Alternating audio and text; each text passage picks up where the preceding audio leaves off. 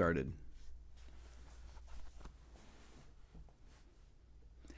Hey everybody, Rick Beato. What's happening? It's Friday afternoon. Been a busy week. I went to New York on Monday. Actually, I went on Sunday, and I reached another goal that I've set in my life, kind of an unrealistic goal, which is what we're going to be talking about today, why you should set unrealistic goals. And what it was is that I got to interview Pat Metheny, who's one of my guitar idols. You guys know that you've heard me talk about Pat. You've heard me talk about Peter Frampton. You've heard me talk about Joni Mitchell. You've heard me talk about a lot of people that I've wanted to interview. Pat is somebody I've tried to get on this channel for 5 years, and it finally happened. And the video is going to be coming out on Monday. But I want to kind of talk about why this is important to do this. First of all, discount code for today's live stream is RB900. Okay, it's 60% off my Beato book, YouTube, Instagram transcription bundle, which is a 700-page PDF. 40% off my ear training course, Beato ear training. That's how you learn to figure out songs like I do. When you listen to them, you know what chords are being played, you know what the melody is, and you can figure them out by ear. And my new Quick Lessons guitar course, which is my new it's kind of a new way of learning guitar that I have been working on through these short minute-long lessons on Instagram I've been posting over the past year. So let me go back a little bit. So I'm getting ready for this interview with Pat because I'm going to relate it back to some other things that happened that were unrealistic goals in my life. So I was thinking to myself, okay, I'm going to get to the studio early and to meet Pat, or early to get ready to interview Pat. So I'm like, I'm going to go at 10 o'clock. The interview with Pat was at 2. So I said, okay, I'm going to get a notebook, write down some ideas, and just get set for this. So I'm like, okay, I got my pen. I got a new pen. It's a CVS. Get the thing. Get to the power station in New York. I walk upstairs, go up to Studio B, open the green room door, and there he is, right there. I was like, oh, hey man. He goes, oh, hey Rick, how are you? Good to meet you. And so I was right off the bat thrown off because here's this guy that I really, one of my guitar heroes is right there. And I have no time to prepare for the interview that I'm going to do with him in a few hours. He just got there early. And so then I'm there talking to him, right? So if I go back to when I actually met Pat Metheny the first time, it was in October. It was on October 10th, 1981, when I was 19 years old. I was going to school at Ithaca. And the Metheny group played in Ithaca at a place called the Strand. And I couldn't afford to go to the show, so I was an usher.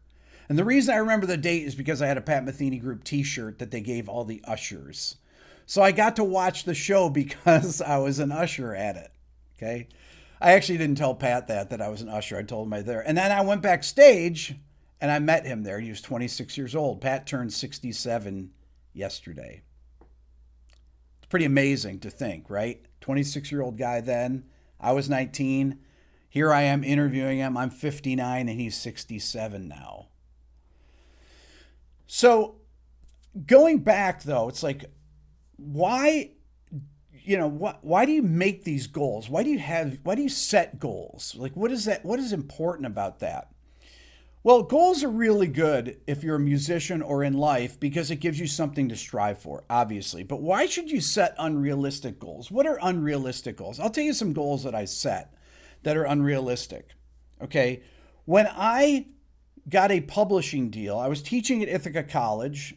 I started when I was 24, 25 or so as a college professor. Okay. I got right out of grad school. I got a teaching job back at Ithaca College where I'd done my undergraduate 2 years before. So I went from not getting into the college. You guys have heard my story, not getting into the college in 1980, then transferring in the second semester after I re-auditioned after this freshman guitar student taught me how to play these classical guitar pieces so I could pass the audition, to 6 years later being a professor teaching in the same office that I got rejected in the first time around. Okay. So when I was there, I was like, okay, I can't teach anything that I want to teach because none of these concepts are out there. So I'm going to write a book using all the concepts that I want to teach.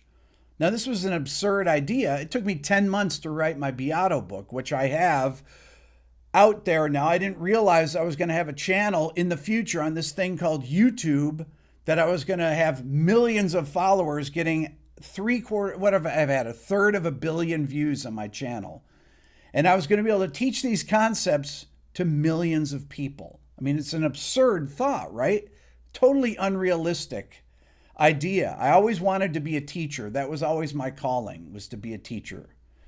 But to be able to teach to people all over the world, anyone that has an internet connection, and do it here on YouTube like this is insane to me.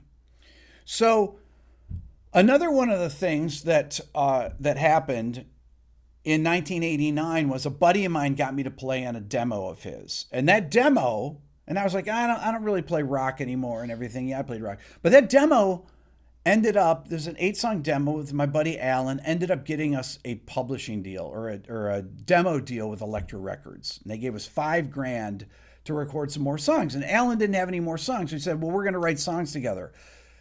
I had written some songs in high school, in my high school rock band, but I didn't really know the craft of songwriting. I mean, I knew songs. I knew hundreds of songs, but I never really thought about what makes up a song. So I had all this knowledge. Okay, I'd written my book. I'm teaching music theory, composition, ear training, all this stuff. And then I started to get fascinated with the idea of, can I master this?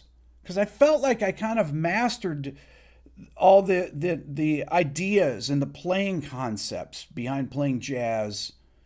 But could I really master writing a song that is simple enough for a million people, to have a hit song, to have a #1 song?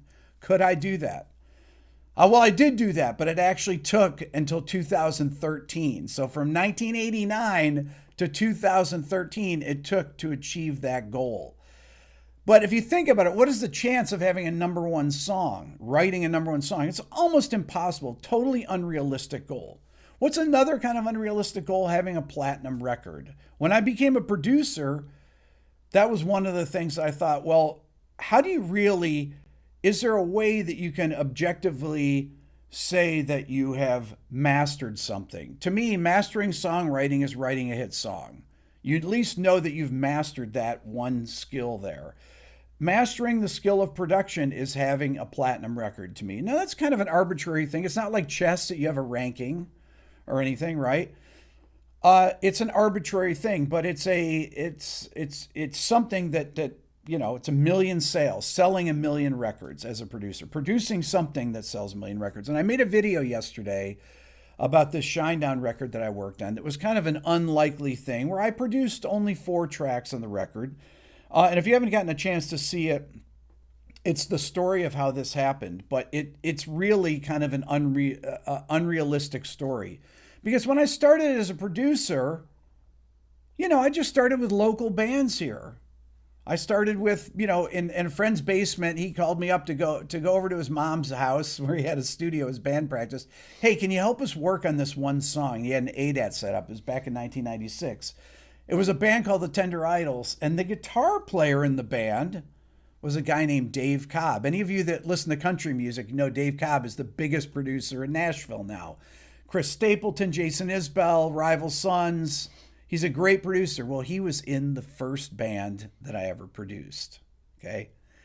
So going from that, and I was 37 years old, really, when I started producing full time, with no knowledge of anything on how to record. Nothing. I didn't know what a mic was. I didn't know the difference between this mic and that mic and this mic. I'd been in studios before, but I really never paid attention to anything. So I had to learn all these skills on my own because there was no YouTube at the time. This is in the 90s. Okay. So there was no way to learn the stuff. Yeah, they had books and everything, but there were really no detailed recording books of how to record music properly, at least back then. So this is the great thing about this here, what we're doing here, because what I'm able to do here is to create teaching materials, whether it's through video like this and explaining things, or through the courses that I've created, my ear training course, my Beato book, which I've done 4 different editions of now, and my quick lessons guitar course. These are things that I created for you or for anyone to,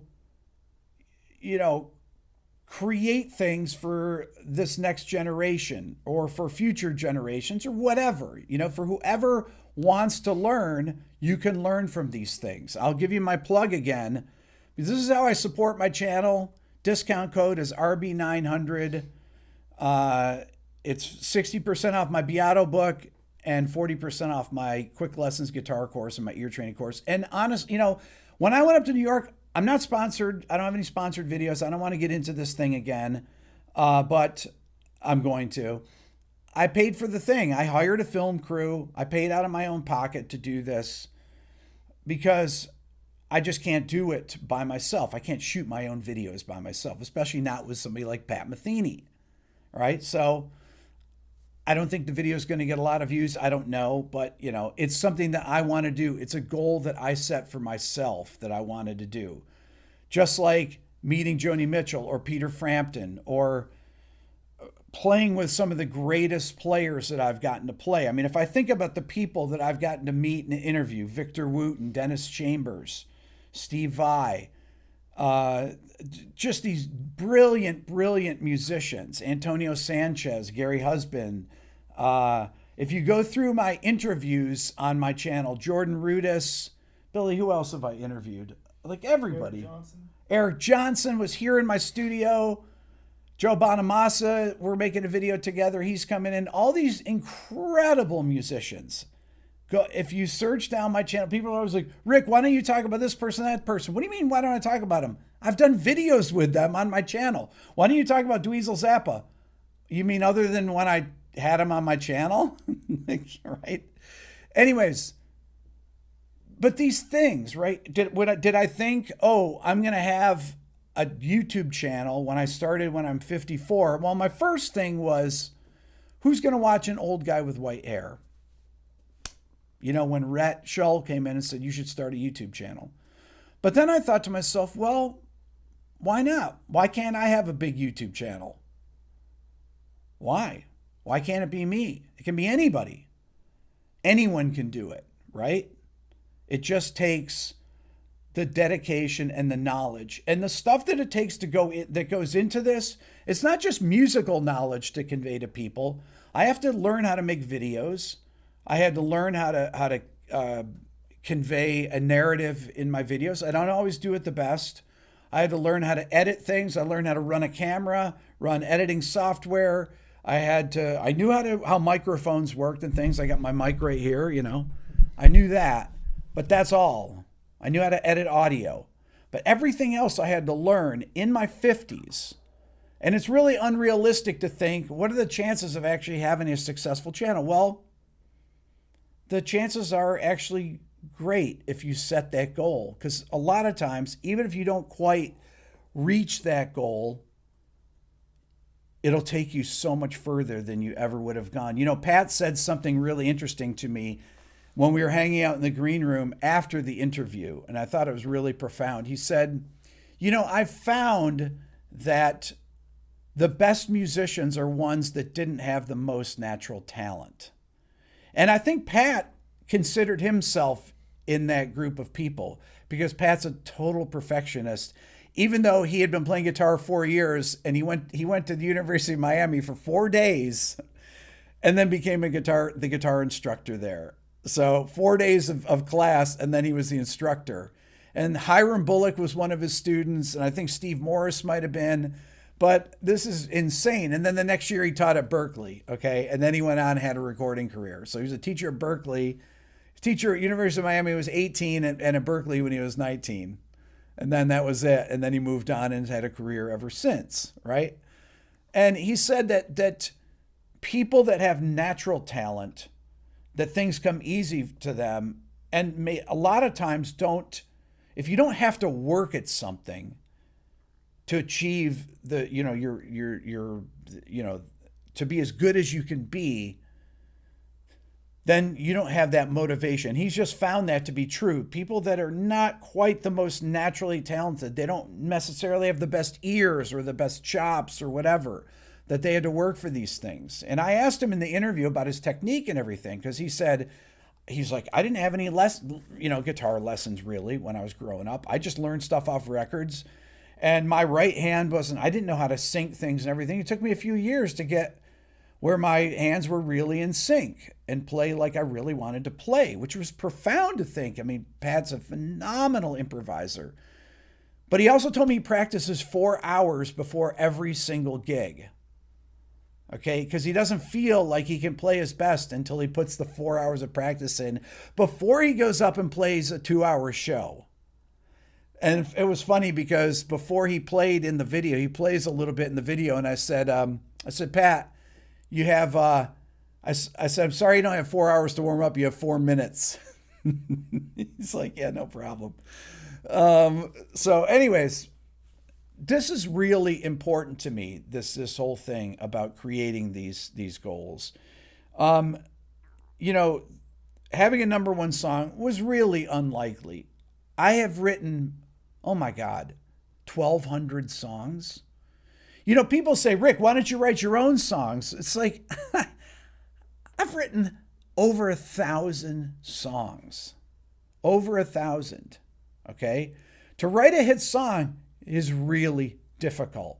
This is why when I do these top 10 countdowns, half of me is like, I can't believe that this stuff is, that they keep recycling the same things. And the other half of me is, my God, is it hard to write a hit song? It's hard to come up with great production. It's hard to write something and produce something that people connect to. It is. Trust me. I have all this knowledge, but to write something that's simple enough to connect with millions of people is extremely hard. If it was easy, everyone would do it. I mean, that's ultimately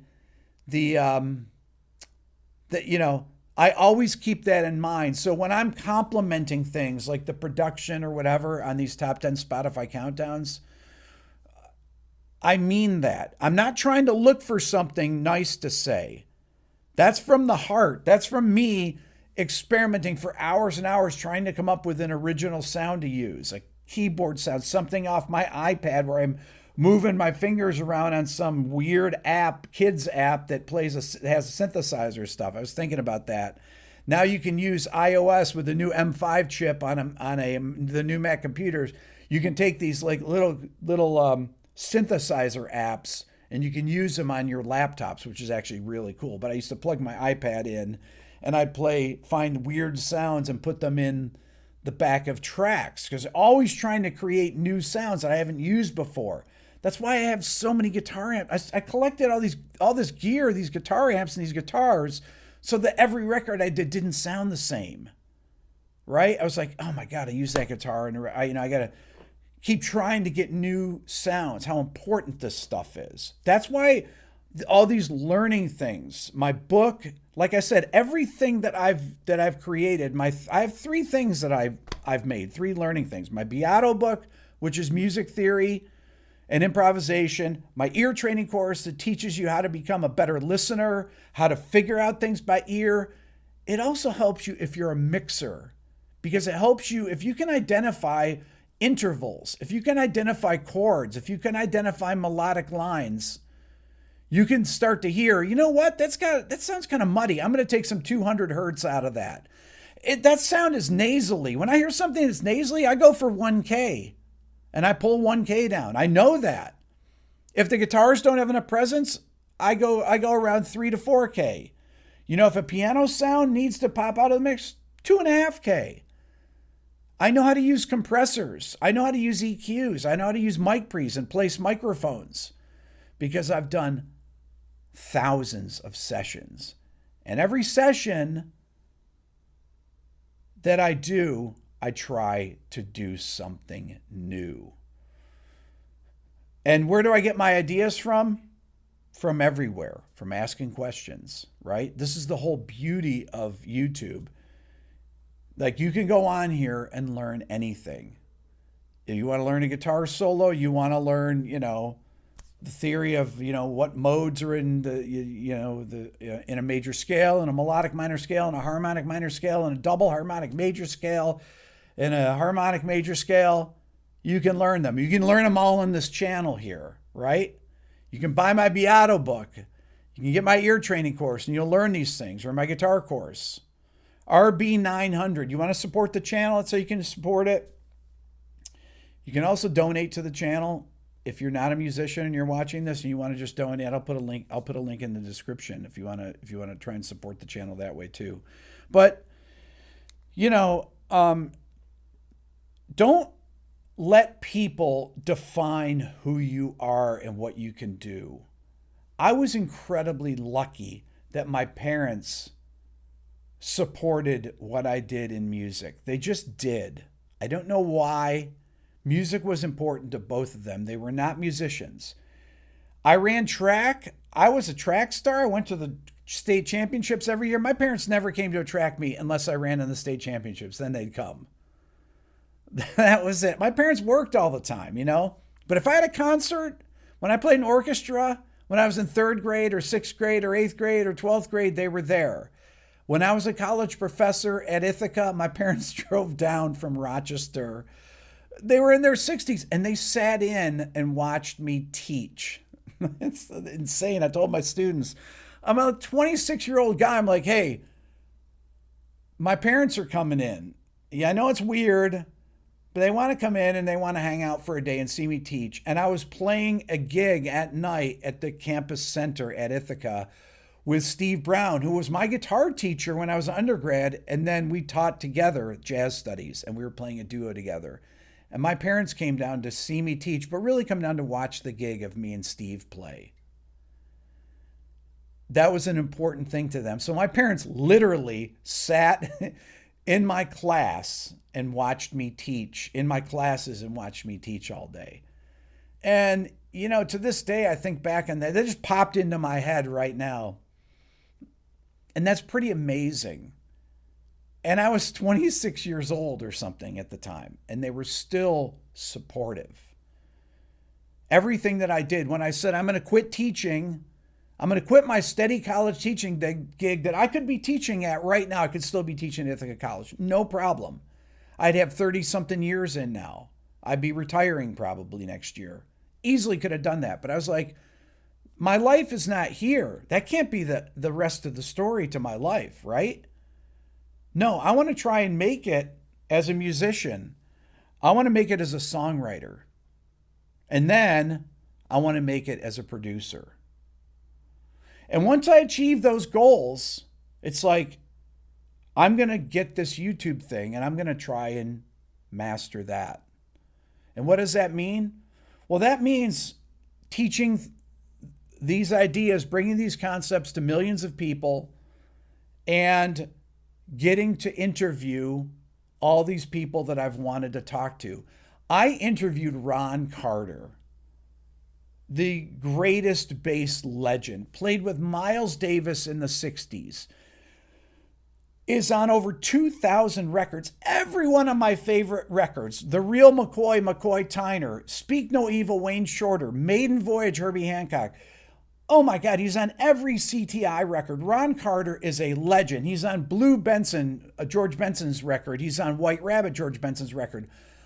Ron Carter is on every great record I have over in my album. I pull out an LP, Ron Carter, yeah, he's on that one. Pull out another one, Ron Carter, he's on that.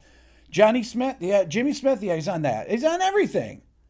He's on everything. All those Miles records from the 60s, ESP, I mean, he's all those great records. My Funny Valentine, Live at the Plug Nickel, Four and More. I got to interview Ron.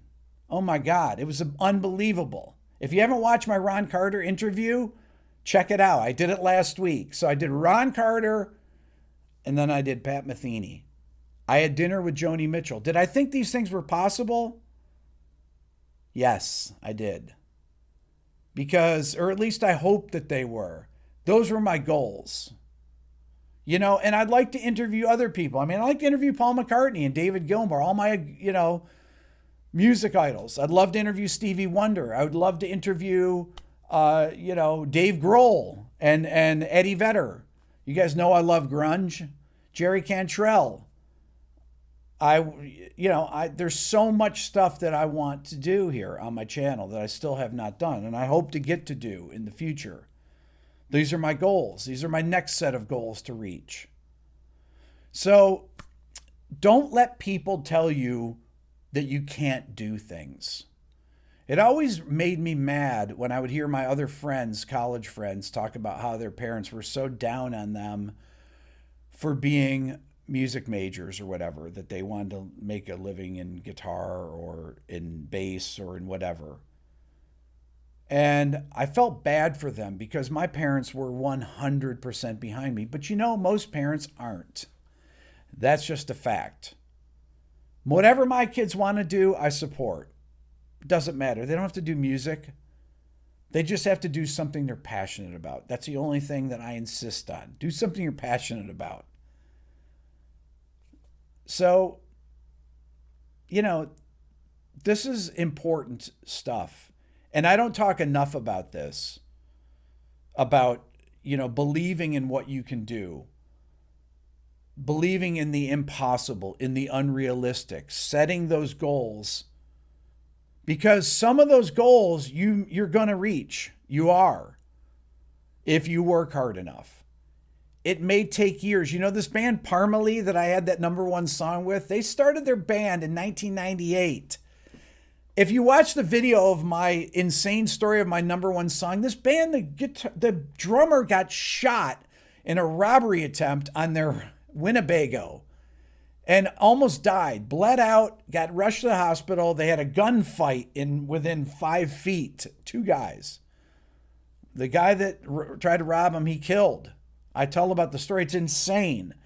Then they went on to get signed after they'd gotten signed, and he survived. And then eventually this song that we wrote in 2007 became a #1 million selling song at the end of 2013. Well, they just had a #1 song about 2 months ago again. 8 years later, they've been together since 1998. They're still together. It's crazy. I talked to the singer Matt just recently. I hadn't talked to him since they had their next #1 song. The fact that they didn't have a hit from 2013 to 2021, and they stayed together, from 1998 to 2021 is an insanely long time. But they just believed in themselves, and they never gave up. So, don't believe the naysayers. Just don't do it. Even if you don't reach your goals, the fact that you tried is going to get you way farther than telling yourself you can't do something. And there's nothing that drives me nuts more than listening to people say about how they can't do something. Honestly, that's, to me, the one thing that is, is the hardest thing to combat, is to teach people to believe that they can do something, believe in themselves. So anyways, like I said, you want to support the channel, and if you want to support your own musical endeavors, I created 3 things. I only have 3 courses, right? Music theory, my Beato book, ear training, and my guitar lesson course, my quick lessons. That's it. The 3 things that I sell. I don't do sponsored ads. I'm not against sponsored ads but I just don't do them. I want to sponsor things. I want, to sell things that actually improve people's musical skills so they can, just improve themselves as a musician and make things more possible. Because the more prepared you are, everything that I learned in college, everything that I learned hanging out at studios and producing, I use every day right here. Everything. Every day that I do this, I use all this stuff. Every bit of knowledge that I've accrued in my entire 59 years to teach you guys whatever I can. I know I make really weird faces in some of my thumbnails. I apologize for that. I know that some of my titles use hyperbole, but there's truth behind these titles. So, I'd encourage people, if you haven't seen my Ron Carter interview, check it out. If you didn't see the video about my platinum record about this band Shinedown, I got left off Wikipedia as a producer. I only produced 4 tracks, but I wasn't even on there. I was there as a co-writer on a couple things.